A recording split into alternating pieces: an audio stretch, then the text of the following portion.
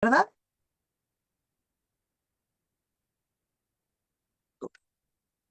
Como mencionábamos, el día de hoy vamos a retomar lo que es el estudio de la Cena del Señor.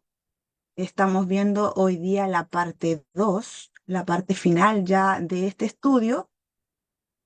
Y lo que vamos a ver hoy día son dos puntos que nos faltaban, ¿cierto? El punto 3, que trata sobre el propósito de la cena, y el punto 4, que es sobre la presencia de Dios en la cena, ¿ya? Para posteriormente estar concluyendo con todo esto con algunos puntos ya más centrales para que nos quede todo claro. Bien, em, iniciamos entonces. El punto 3, propósito de la cena. Ahí usted, ¿cierto? En su cuadernito tome apuntes, digo. El punto 3 se llama propósito de la cena. Y lo primero que vamos a ver con respecto a esto es en base a esta pregunta: ¿por qué debemos tomar la cena? ¿Ya? Para poder ir entendiendo el propósito de la cena, vamos a hacer ciertas preguntas a las que les vamos a ir dando respuesta en base a lo que nos dice la palabra de Dios. ¿Ya? Y la primera es esta: ¿por qué debemos tomar la cena? Y lo primero, la primera respuesta que tenemos es porque es una ordenanza. Como veíamos, ¿cierto?, en la clase anterior. Tomamos la cena porque es una ordenanza. Y esto lo encontramos en Lucas, capítulo 22, versículo 19, que dice: y tomó el pan y dio gracias y lo partió y les dio diciendo: esto es mi cuerpo que por vosotros es dado. Haced esto en memoria de mí. ¿Ya? Yo tengo aquí la versión Reina Valera, que por lo general es la que he utilizado en este estudio, y con esto reafirmamos lo que decíamos en la clase anterior, ¿cierto? Tomamos la cena porque es una ordenanza. Es una ordenanza sagrada, un mandato santo dado por Jesucristo, un momento previo a su sacrificio en la cruz. En memoria de mí, dijo él, ¿cierto? Es entender que se realiza la cena del Señor, es recordar la entrega del Hijo de Dios, ¿ya? Que hizo por amor a la humanidad, por amor a nosotros, y agradecer este acto. O sea, es recordar a través de esta ordenanza lo que Jesucristo hizo por nosotros. Encontramos aquí el comentario de Matthew Henry, que habla justamente con respecto a esto, en memoria de mí. Y él dice lo siguiente: debe hacerse en memoria de Cristo para mantener fresca en nuestra mente su muerte por nosotros. ¿Ya? Eso es lo primero. Así como para recordar a Cristo, abogado por nosotros, en virtud de su muerte a la diestra de Dios. ¿Ya? Él hizo este sacrificio, ahora está a la diestra del Padre, abogando por nosotros. No es solo para recordar a Cristo, lo que ha hecho y sufrido, sino para celebrar su gracia en nuestra redención. Declaramos que su muerte es nuestra vida, la fuente de todos nuestros consuelos y esperanzas, y nos gloriamos en tal declaración. Mostramos su muerte y la alegamos como nuestro sacrificio y rescate aceptados. Ya, en otras palabras, no solamente realizamos esta ceremonia en nuestras iglesias porque sea una ordenanza dada por Jesucristo, no solamente para recordar su sacrificio, sino porque en nosotros hay gratitud por todo lo que Dios nos dio a través de ese sacrificio. ¿Ya? Entonces, nos damos cuenta de que obedecemos al realizarlo, porque es una ordenanza, ¿cierto? Lo hacemos para recordar este sacrificio que Jesucristo hizo para darnos salvación, pero también nosotros somos agradecidos por lo que Él hizo por nosotros, porque nadie más lo podía hacer. Entonces, en base a todo eso, nosotros no nos presentamos solamente al momento de tomar la cena: vengo aquí yo a tomar la cena, ¿cierto? Porque hoy es un día especial. No, tiene que tener un real significado en nosotros. Hemos de recordar hemos de anunciar, como decíamos en la clase anterior, pero también hemos de ser agradecidos con Dios por lo que Jesucristo hizo por nosotros. ¿Por qué debemos entonces tomar esta cena? Esa es la pregunta, ¿cierto?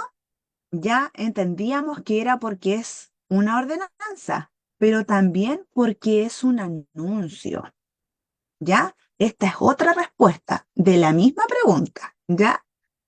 ¿Por qué tomamos la cena del Señor entonces? Porque es un anuncio.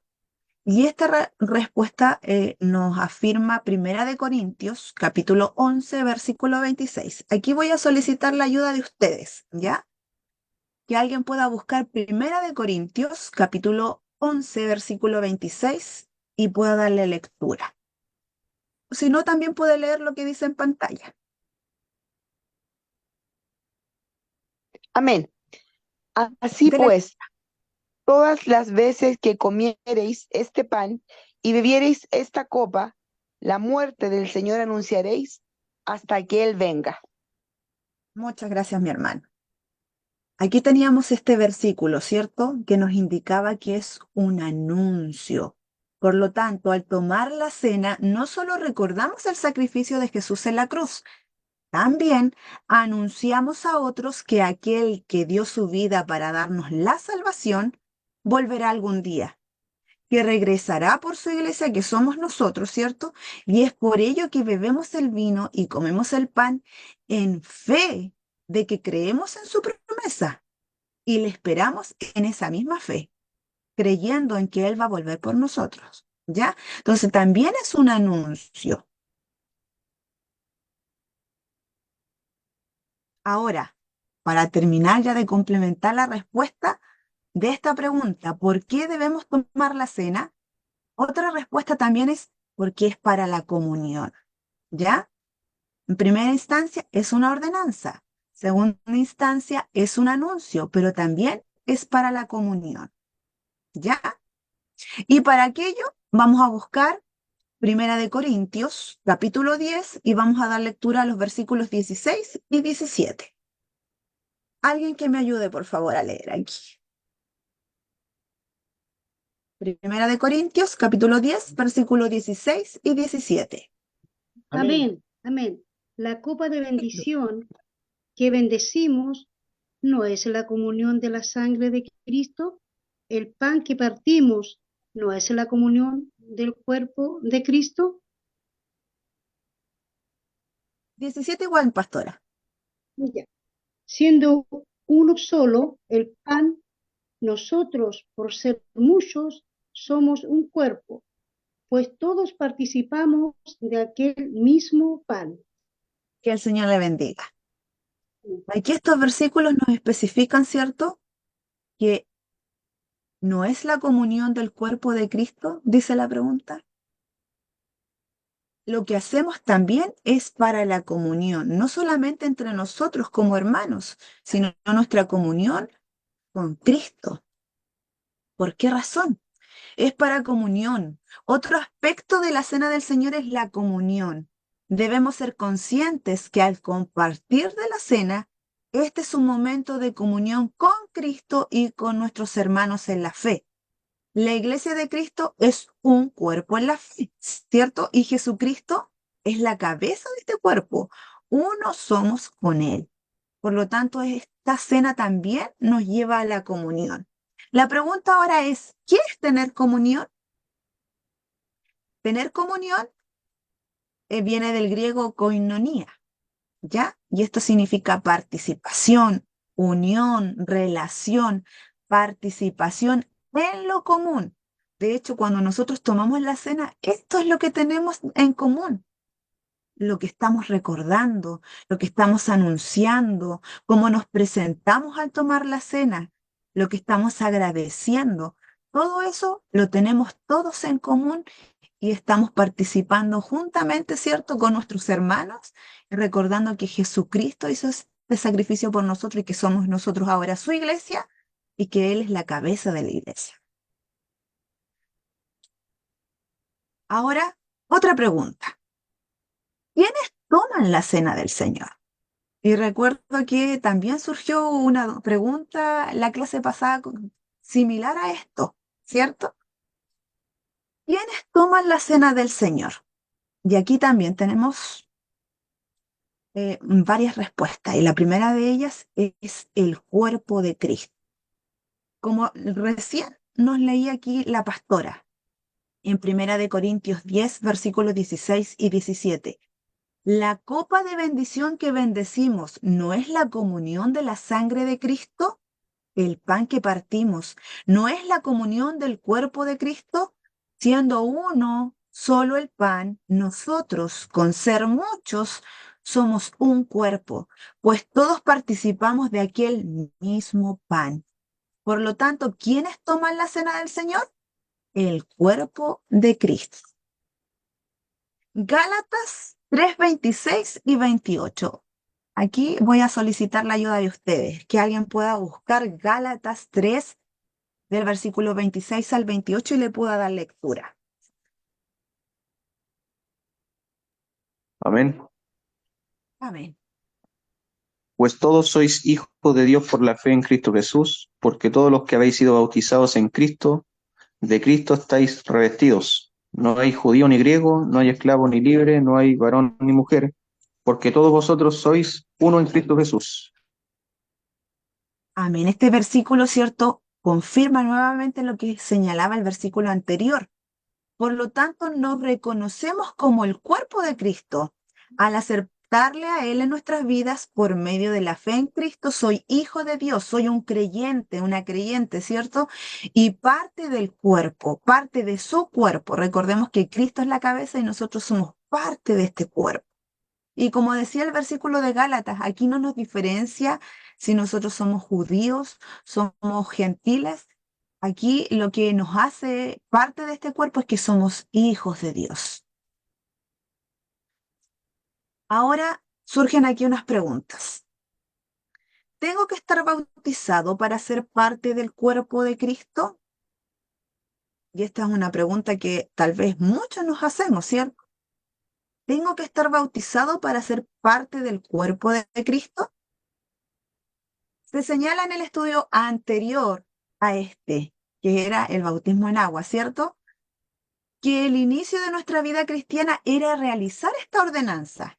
Esta ordenanza me refiero al bautismo, ya que al arrepentirnos de nuestros pecados y creer en Jesús como nuestro Salvador, necesitamos acudir a las aguas, siendo esta mi declaración, mi testimonio público de mi conversión, o sea que pasé de muerte a vida y de que soy parte del cuerpo de Cristo e iglesia. Entonces, entendemos que son cosas que tal vez uno no las hace porque no las entiende.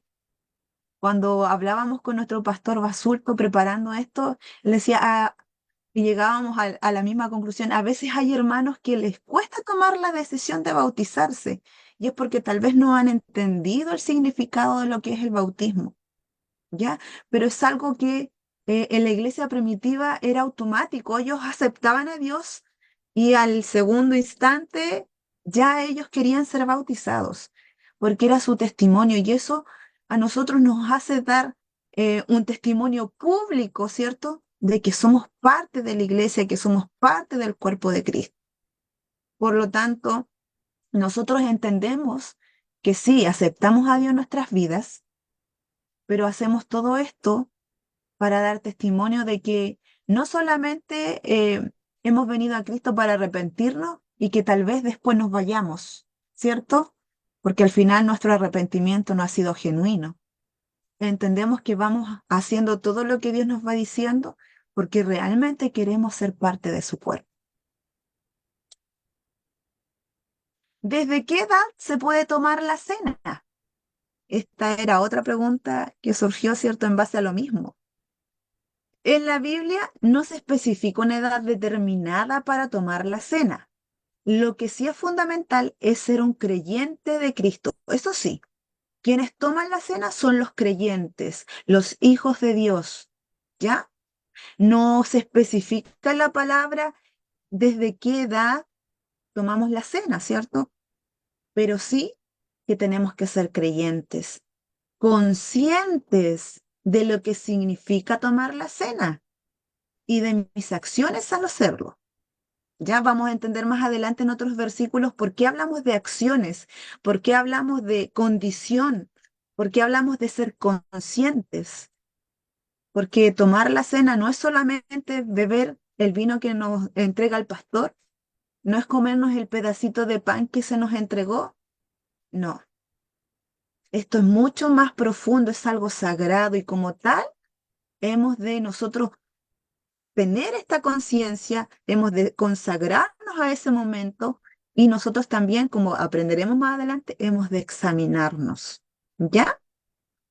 Por lo tanto, ¿desde qué edad se puede tomar la cena?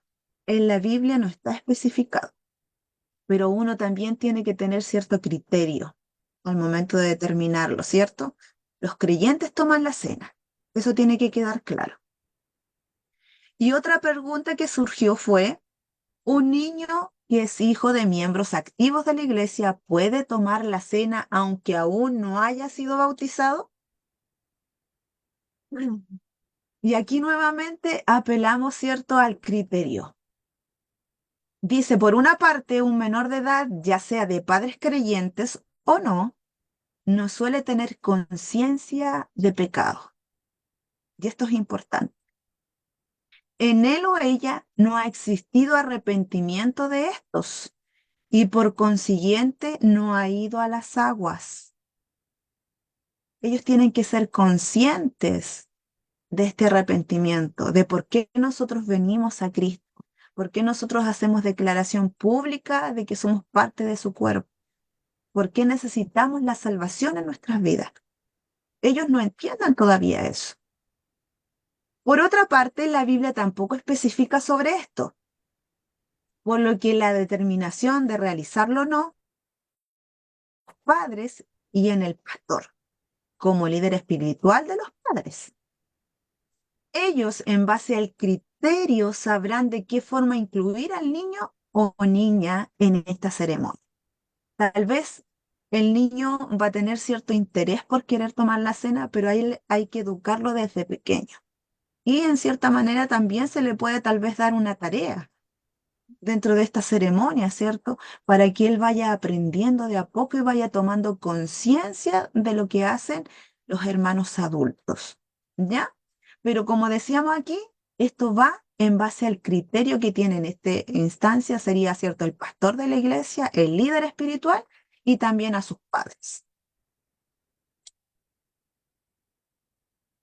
Entonces, como estábamos diciendo, esas son parte de las preguntas que surgieron, ¿cierto? En cuanto a la primera respuesta que dábamos a esta pregunta. El cuerpo de Cristo, ¿cierto? Son quienes toman la cena. Los otros que tomamos la cena somos los que somos conscientes del significado de la cena. Esa es la otra respuesta. ¿Quiénes toman la cena? Los que son conscientes del significado de la cena. ¿Ya? Y para entender esto vamos a capítulo 11, versículo 27. Y aquí voy a pedir la ayuda de alguno de ustedes, que amablemente le pueda dar lectura.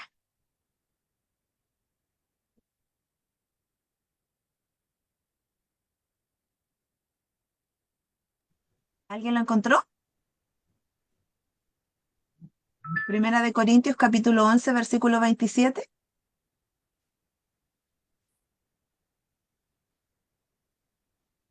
Amén.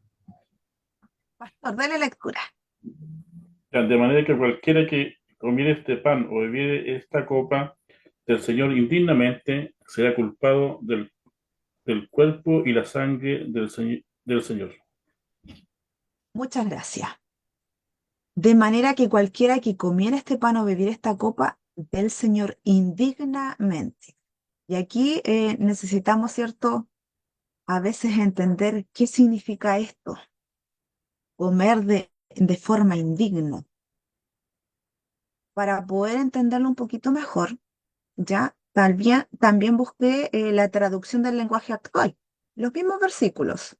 De hecho, añadí unos poquitos más para poder complementarlo.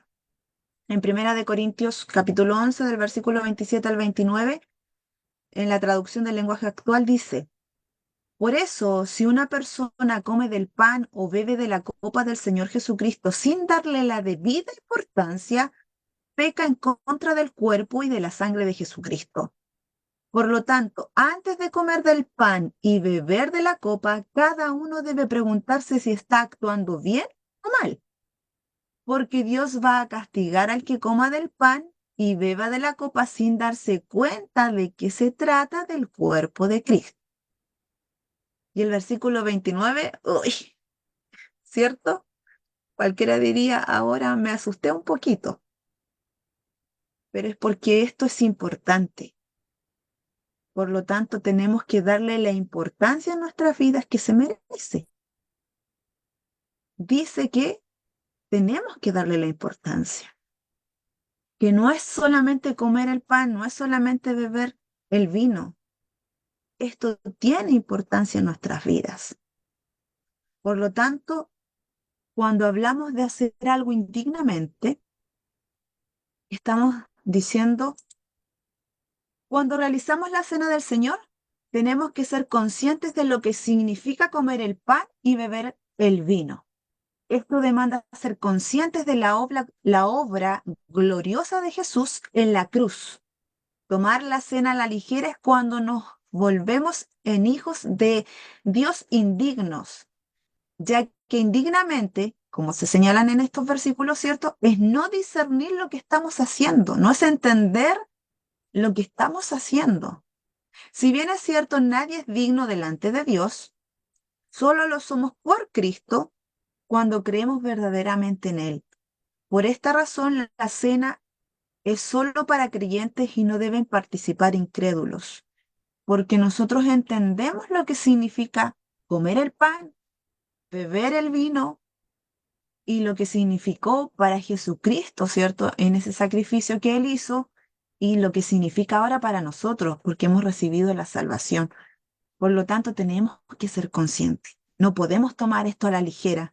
No podemos hacerlo así como, vamos a hacerlo para cumplir, para que no digan nada de mí, voy a tomar la cena, porque después van a decir que soy una pecadora, un pecador y que no la tomé por eso. No, tenemos que prepararnos para ese momento. Tenemos que ser personas dignas. Como decía aquí también, ¿cierto? Y me lo recalcaba el pastor Basulto. No somos nosotras personas dignas, pero delante de Dios sí, por Jesucristo. Y por eso es que nosotros nos preparamos para aquel momento como es debido y le damos la importancia que realmente tiene esto en nuestras vidas. Ahora vamos a pasar a la tercera pregunta que dice, ¿cómo se debe tomar la cena? ¿Ya? Y aquí tenemos dos relatos. El primero es cómo nos enseñó Jesucristo, ¿cierto? Esto lo encontramos en Lucas, capítulo 22, del versículo 14 al 20. La verdad es que son varios versículos. Relata totalmente lo que Jesús enseñó con respecto a la cena. ¿Ya? Así que le voy a solicitar a alguien ahí que me ayude a dar lectura a estos versículos del 14 al 20. Lucas, Amén, capítulo 22. Dele lectura. amén. Cuando era la hora, se sentó a la mesa y con él los apóstoles, y les dijo, ¿cuánto he deseado comer con vosotros esta Pascua antes que padezca? Porque os digo que no la comeré más, hasta que se cumpla en el reino de Dios. Habiendo tomado la copa, dio gracias y dijo, tomad esto y repartidlo entre vosotros, porque os digo que no beberé más del fruto de la vid hasta que el reino de Dios venga. Y tomó el pan y dio gracias, y lo partió y les dio, diciendo, esto es mi cuerpo, que por vosotros es dado. Haced esto en memoria de mí. De igual manera, después que hubo cenado, tomó la copa, diciendo, esta copa es el nuevo pacto en mi sangre, que por vosotros se derrama. Amén. Muchas gracias, mi hermana. Aquí tenemos las palabras del Señor Jesucristo, ya que es como Él nos enseñó cómo debíamos de tomar la cena. Ahora también tenemos cómo nos enseñó Pablo, y esto lo tenemos en Primera de Corintios, capítulo 11, del versículo 23 al 26, que si usted lo busca en la Biblia, ¿cierto? Lleva por título Institución de la Cena del Señor. Dice, porque yo recibí del Señor lo que también os he enseñado, que el Señor Jesús, la noche que fue entregado, tomó pan, y habiendo dado gracias, lo partió y dijo, tomad, comed, esto es mi cuerpo que por vosotros es partido. Haced esto en memoria de mí. Asimismo tomó también la copa después de haber cenado, diciendo, esta copa es el nuevo pacto en mi sangre. Haced esto todas las veces que la bebiereis en memoria de mí. Así pues, todas las veces que comiereis este pan y bebiereis esta copa, la muerte del Señor anunciáis hasta que Él venga. Y aquí tenemos unas preguntas que necesito de ustedes, ¿cierto? La ayuda para poder responderlas. En base a estos versículos que hemos leído, tanto lo que Jesús dijo con respecto a la cena, más lo que Pablo señaló con respecto a esto mismo, ¿existen diferencias de una enseñanza con la otra? Y esto es fácil responder. ¿Existe una diferencia entre las palabras que dijo Jesús y las que dijo Pablo? ¿Alguien que pueda responder? ¿Existe alguna diferencia? Ahí leí unos labios y dijeron no. No hay diferencia, ¿cierto? Esa es la respuesta, es simple. No hay diferencia entre lo que dijo Jesucristo y lo que dijo Pablo. De hecho, ¿cuáles son las similitudes que podemos ver? Yo digo la primera. Jesús, ¿cierto? Tomó el pan y lo bendijo. Pablo también decía que se bendecía esto, que Jesús tomó el pan y lo bendijo, ¿cierto? Las mismas similitudes. Lo mismo pasó cuando tomaron la copa. ¿Qué más había de similitud? Haced esto en memoria de mí, ¿cierto? Entonces nos damos cuenta que hay varias similitudes porque esa es la forma en que nosotros también lo hacemos. Cuando nuestros pastores dan la cena en nuestras congregaciones, ellos también bendicen el pan antes de darlo, ¿cierto? Ellos también bendicen el vino antes de dárnoslo. Y nosotros, con fe, ¿cierto? Creyendo, recordando el sacrificio de Cristo, tomamos esta cena. ¿Ya? Por lo tanto, la enseñanza es simple, como Jesús nos enseñó, como lo ratificó Pablo, ¿cierto? Bien, ahora, requisitos para tomar la cena. Y como leíamos anteriormente en Primera de Corintios 11, del versículo 27 al 31, que habla netamente sobre tomar la cena indignamente, dicen los versículos, de manera que cualquiera que comiera este pan o bebiera esta copa del Señor indignamente será culpado del cuerpo y de la sangre del Señor. Por lo tanto, pruébese cada uno a sí mismo y coma así del pan y beba de la copa, porque el que come y bebe indignamente, sin discernir del cuerpo del Señor, juicio come y bebe para sí. Por lo cual hay muchos enfermos y debilitados entre vosotros y muchos duermen. Si pues nos examinamos a nosotros mismos, no seríamos juzgados. ¿Ya? Esos son los versículos que nos dicen ciertos requisitos que tenemos que tener nosotros para poder tomar la cena. ¿Por qué razón? Como aprendíamos anteriormente, al tomar la cena debemos ser completamente conscientes de lo que estamos haciendo, del significado que tiene y por sobre todo del sacrificio de Cristo. Por esta razón debemos aprender lo que nos enseñan estos versículos. El versículo 28, ¿cierto? Miren, voy a retroceder un poquito. El versículo 28 decía, por lo tanto, pruébese cada uno a sí mismo y coma así del pan y beba de la copa. El versículo 28 dice que antes de participar en la cena debemos probarnos cada uno, ¿cierto? yo me tengo que probar a mí misma, no puedo estar probando al hermano.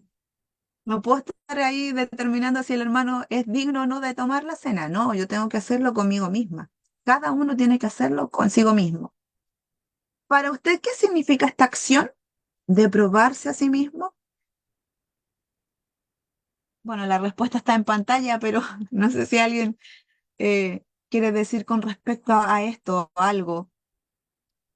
¿Qué significa para usted probarse?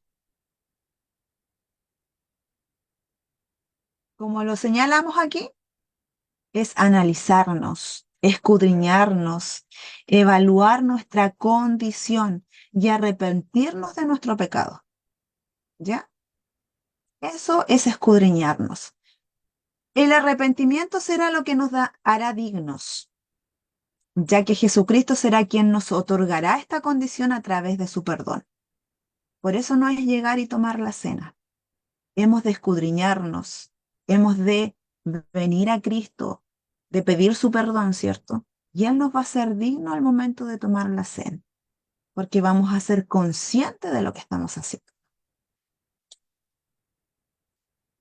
Y lo último que vamos a tratar en cuanto a este punto es un ejemplo de lo que no tenemos que hacer, ¿ya?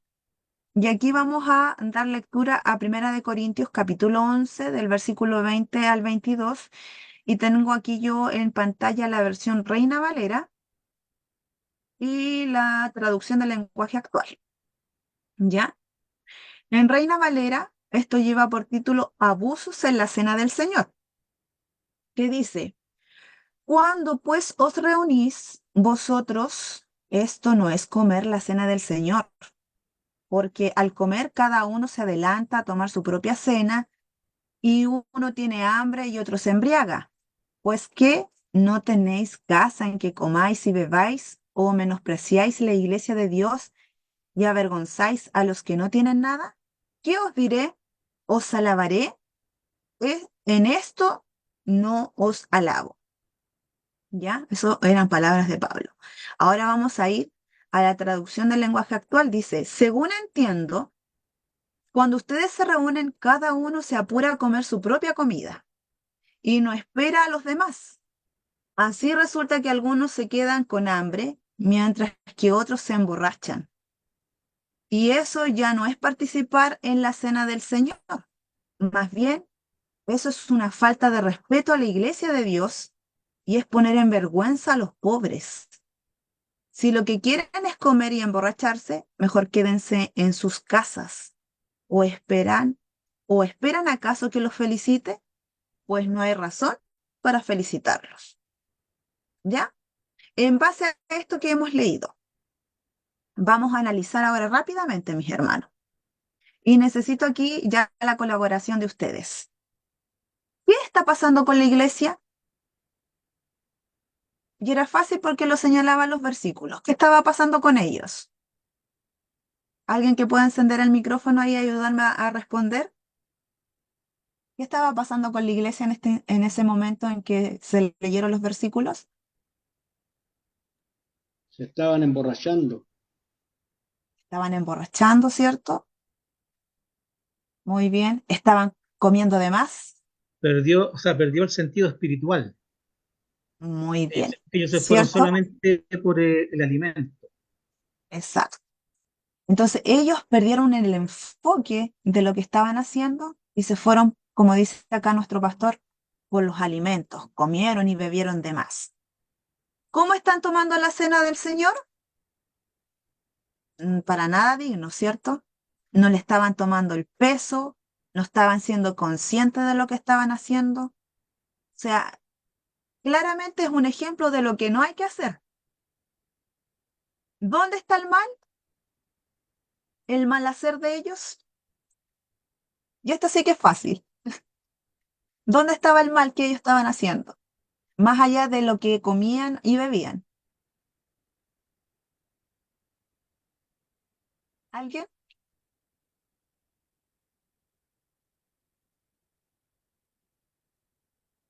El mal estaba en que ellos desvalorizaban el sentido de la cena. No eran conscientes de que esto es algo en que nosotros recordamos el sacrificio de Cristo, en que somos agradecidos por lo que Él nos dio. Y eso ellos no lo estaban haciendo, ¿ya? ¿Qué deberían hacer entonces? Primero, arrepentirse. Primero, arrepentirse. Ir a Cristo. Buscar el perdón de Dios. Luego, examinarse, ¿cierto? Profundamente, arrepentirse de todo ello y tomar la cena como corresponde, con el significado que éste tiene, ¿cierto? Que anunciamos, que es una ordenanza, que entendemos que es para darle gracias a Dios, a Jesucristo por lo que hizo por nosotros. Entonces, claramente es un ejemplo de lo que no hay que hacer, ¿ya? Y ahora pasamos al punto 4. Vamos a tratar de apurarnos porque nos alcanzó un poquito el tiempo, ¿ya?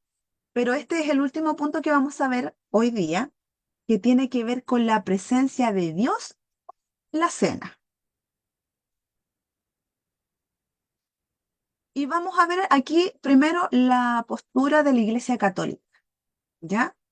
La Iglesia Católica, ustedes saben que ellos también toman la cena, pero el sentido que ellos le dan es sobre esta palabrita aquí que es un poquito complicada, pero es la transubstanciación, ¿ya? ¿En qué consiste esto? Es una doctrina católica romana cuya enseñanza es que el pan y el vino, al momento de ser consagrados, se convierten de forma automática en la carne y la sangre literal, real de Jesucristo.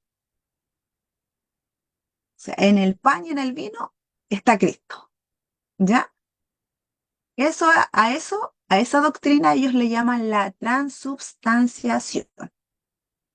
Bueno, es un poquito complicado de entender, yo lo sé, pero para entender vamos a ver un video que va a tomar unos 2, 3 minutitos, ¿ya? Denme un segundito, voy a dejar de compartir para compartirles el video. Vamos a tratar de hacer esto rápidamente.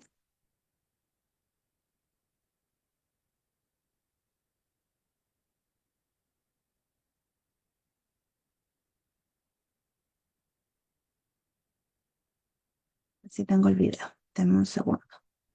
Compartimos audio, el video, compartir. Ya, lo están viendo, ¿verdad?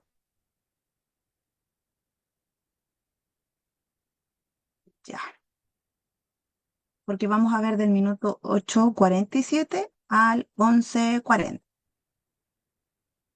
Yo le voy a dar aquí play.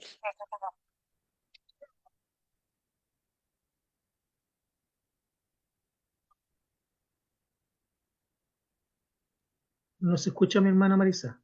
Aristóteles. Ahí sí, ahí salió una voz. ¿Sí? ¿Se escuchó ahora? Sí, se escuchó al final. Ah, ya. Espéreme. Ya. Ahí vamos de nuevo.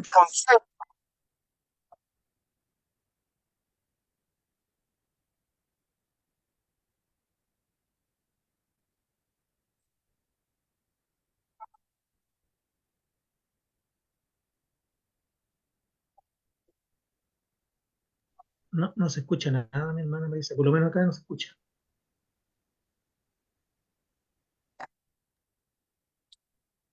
Denme un segundo.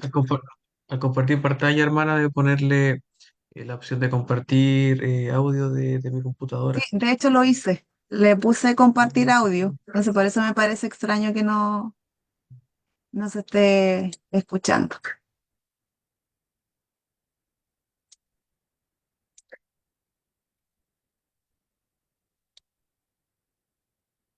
Denme un segundito.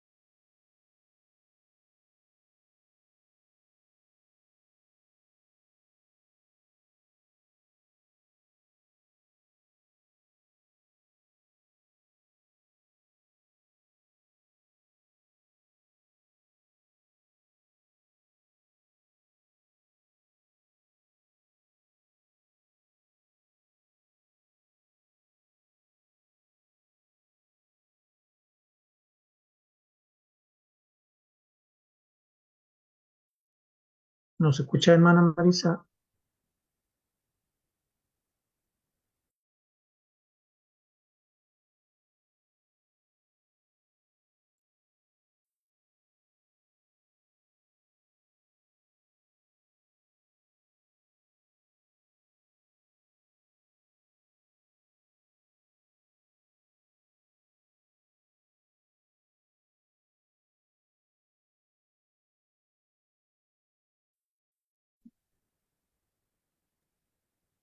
Muchas gracias. Estaba intentando encender el micrófono y no podía, el anfitrión no me dejaba. Estaba escribiendo ahora en el chat. Bueno, lamentable que no se pudo escuchar el audio, pero en cierta manera explicaba algo que trata mucho con lo que es la presencia de Dios y que en cierta manera todos, sí, les voy a compartir el link después. De hecho, va a ir en la PPT que les voy a entregar, porque el video dura 20 minutos y explica bastante sobre esto mismo. ¿Ya? Denme un segundo, sí, porque voy a seguir compartiendo la presentación. ¿Ya?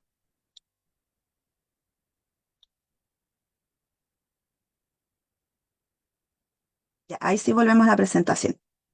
¿Por qué quería que viéramos este video? Era para entender la definición de sustancia, ¿ya? Lo que explicaba este pastor era que Aristóteles le otorgaba a lo que es la sustancia, en cierta manera, que era como lo interno, la esencia de las personas o de las cosas, ¿ya? Y estas tenían accidentes, como quien dice, era lo que se veía por fuera después. Entonces, dentro de lo que hablábamos de la Iglesia Católica, ¿cierto? Que es la transubstanciación, la esencia del pan y la esencia del vino eran Cristo. De esa forma lo explicaba él. Y por eso que el accidente que era lo otro era que cuando alguien comía esto, ¿cierto? Estaba comiendo el pan y, digo, la carne de Cristo y la sangre de Cristo. ¿Ya? Entonces el video nos sirve para entender un poco eso, porque igual uno lo puede leer aquí, puedo intentar de que ustedes lo entiendan, pero no es tan simple, ¿ya? Cuando hablamos de sustancia, habla de algo interno, entonces por eso quería que lo vieran, pero se los voy a compartir para que usted también le dedique tiempo en casa y lo pueda ver, porque justamente explica bastante de esto. Lo siguiente que tenemos es sobre la iglesia luterana.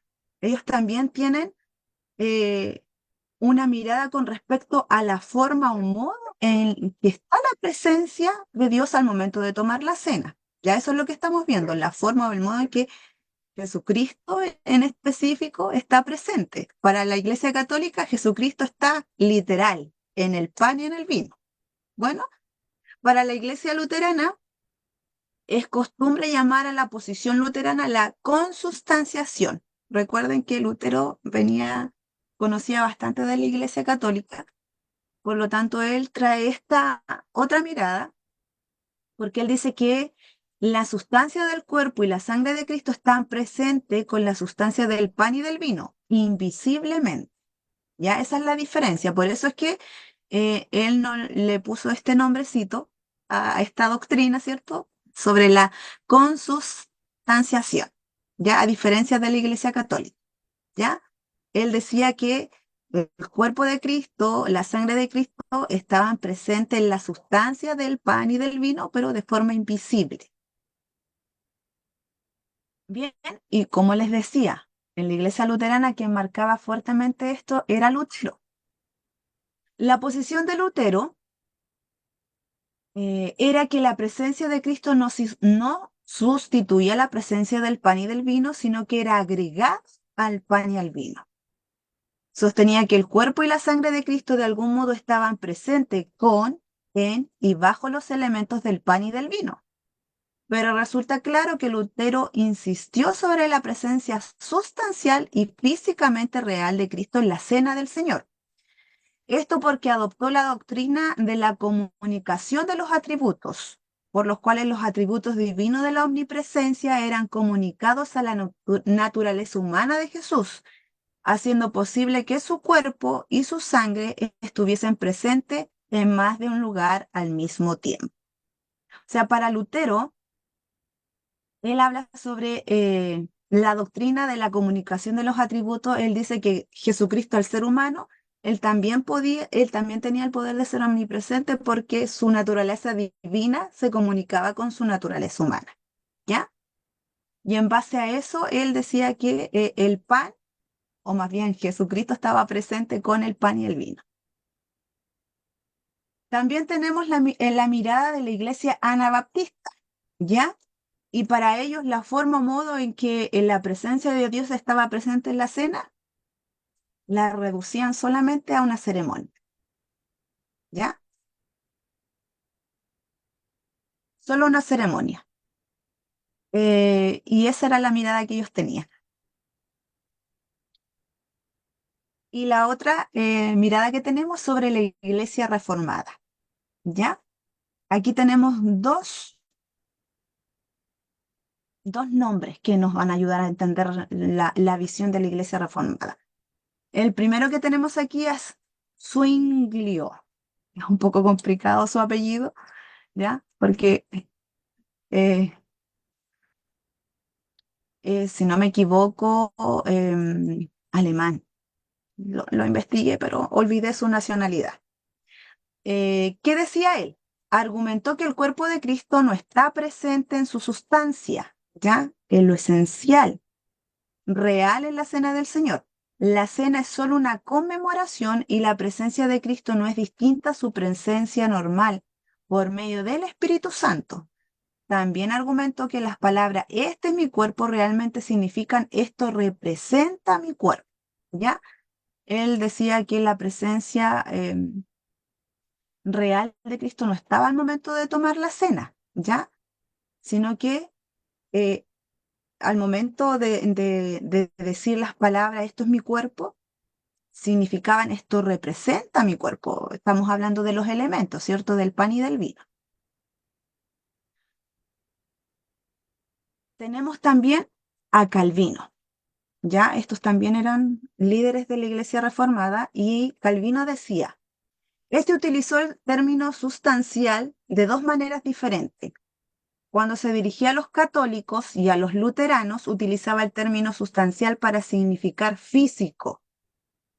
Negaba la presencia física de Cristo en la cena del Señor. Cuando se dirigía a los anabaptistas, insistía en el término sustancial en el sentido real. Recordemos que los anabaptistas solo lo veían como una conmemoración, ¿cierto? No, ellos decían que la presencia no estaba presente al momento de tomar la cena. Y tenemos acá los católicos que decían que la presencia real de Jesucristo estaba en el pan y en el vino. Lutero también afirmaba, ¿cierto? Pero no decía que estaba con el pan y el vino, sino que estaba que era añadido, ¿ya? Y tenemos a Calvino que aquí protestaba un poquito con los católicos, con Lutero y también con los anabaptistas. Por eso tenía como dos miradas distintas. Pero las voy a explicar para que nos quede un poquito claro. Bueno, cuando se dirigía a los anabaptistas, insistía en el término sustancial en el sentido real. De este modo argumentaba que Cristo estaba presente de manera verdadera y real en la cena, aunque no en sentido físico. Como éste rechazó la idea de la comunicación de atributos de la naturaleza divina a la naturaleza humana, fue acusado de separar o dividir las dos naturalezas de Cristo. Pero este respondió que no estaba separando a ambas naturalezas, sino que las estaba distinguiendo entre sí. Esto consistía en que la naturaleza de Jesús estaba localizada en el presente en el cielo, permanece en perfecta unión con su naturaleza divina, aunque la naturaleza humana está contenida en un lugar. La persona de Cristo no está contenida del mismo modo, ¿ya?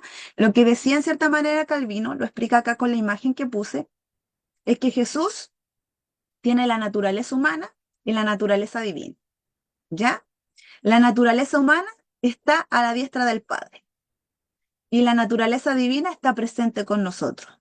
Estaba presente al momento de tomar la cena, ¿ya? Y obviamente estas tenían relación. Eso es lo que decía Calvino, ¿ya? Ese, por un lado era lo que sostenía, ¿ya? Y lo otro que él también añadía era que Calvino enseñó que aunque el cuerpo y la sangre de Cristo permanecen en el cielo, lo físico, espiritualmente no son hechos presentes, son hechos presentes por la naturaleza divina y omnipresente de Jesús. Donde quiera que esté presente la naturaleza divina de Cristo, Él está verdaderamente presente. ¿Ya? Aquí también puse una imagen con respecto a eso. La naturaleza humana está en el cielo, ¿cierto? Y la naturaleza divina omnipresente de Jesús estaba, ¿cierto?, hacia la iglesia. Esa era la postura de Calvino. Bueno, ahora la pregunta nos queda a nosotros. ¿Qué creemos nosotros como antorcha de la fe? Y esta es la respuesta. Entendemos que la presencia de Jesús está presente en su naturaleza divina a través de su Espíritu Santo, y que tanto el pan y el vino son elementos representativos de lo que Él ofreció en su sacrificio por nosotros. ¿Ya?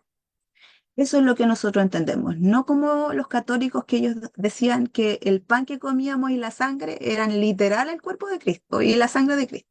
¿Ya? Decimos que son elementos representativos, pero la presencia de Dios está a través de su Espíritu Santo. Bueno, y recordemos que el Espíritu Santo es uno con Jesucristo. Para terminar, mis hermanos, nos pasamos unos minutitos, pero como nos restaron unos minutitos al principio, nos damos por compensados. Muy bien, ahí vi un dedito hacia arriba. Para concluir, ¿ya? Para concluir lo que vimos hoy día. Primero, tenemos que entender que la Cena del Señor no es solo un acto conmemorativo. Es una ordenanza dada por Jesucristo y esta es una ceremonia sagrada para los creyentes. ¿Ya? De esa forma tenemos que verlo desde ahora en adelante, como una ceremonia sagrada, una ordenanza dada por Jesucristo. Tomamos la cena siendo conscientes de varias cosas, tales como qué significan los elementos utilizados, ya lo aprendimos. ¿Qué representa la cena en el pasado y en el futuro? También lo aprendimos. ¿De qué forma me presento, cierto? Yo, usted, y me uno en comunión a Cristo y la iglesia al realizar este acto santo. ¿Y qué simboliza este recordatorio y de qué forma lo agradezco? ¿Y de qué forma Dios está presente? Todo eso hemos aprendido y ahora vamos a ser conscientes también de esto al momento de tomar la cena en el futuro. Aunque no está establecido en la Biblia cuántas veces es necesario realizar este mandato santo, recuerden que esa había sido una pregunta que hicimos la clase anterior, ¿cuántas veces podíamos tomar la cena? Es de criterio de los líderes espirituales establecer cada cuánto tiempo se debe realizar la cena del Señor, considerando que es una ceremonia sagrada llena de significado y que nunca estará de más realizarla. Pero no se debe caer en extremos donde perdamos el verdadero sentido de la Santa Cena. ¿Ya? Nuestro líder espiritual determinará, ¿cierto?, cuántas veces vamos a realizar esto, con la importancia que tiene, con el significado que ahora realmente nosotros entendemos. Obviamente no vamos a caer en extremo de hacerlo, no sé, 3 veces en la semana, una vez a la semana, y después lo vamos a ver como algo de rutina. No. Por eso es que decimos que en la Biblia no se establecen cuántas veces hay que hacerlo, pero sí lo determinan nuestros líderes en base también al criterio que ellos tienen y también, obviamente, siendo guiados por Dios, ¿cierto?, a establecer esto. También es por ello que nuestros líderes de la antorcha de la fe, ¿cierto?, a la iglesia a la cual nosotros somos parte, siendo guiados por Dios, han determinado que esto se realiza una vez al mes en nuestra iglesia establecida en cada localidad. Bien, eso es lo que ellos han establecido y que nosotros también, esa vez que lo hacemos, somos parte todos, porque como decíamos, algunos puede que una iglesia esté, no sé, en nacimiento, otra iglesia esté en la Central, en Sullana, ¿cierto? En Bariloche. Pero en ese momento estamos en comunión, todos, aunque estemos en distancias distintas, eh, somos un cuerpo, estamos realizando algo lleno de significado para nosotros y la presencia de Dios está en lo que estamos realizando. Bien, esas serían las conclusiones. Dios les bendiga, mis hermanos. Aquí hemos finalizado el estudio sobre la Cena del Señor.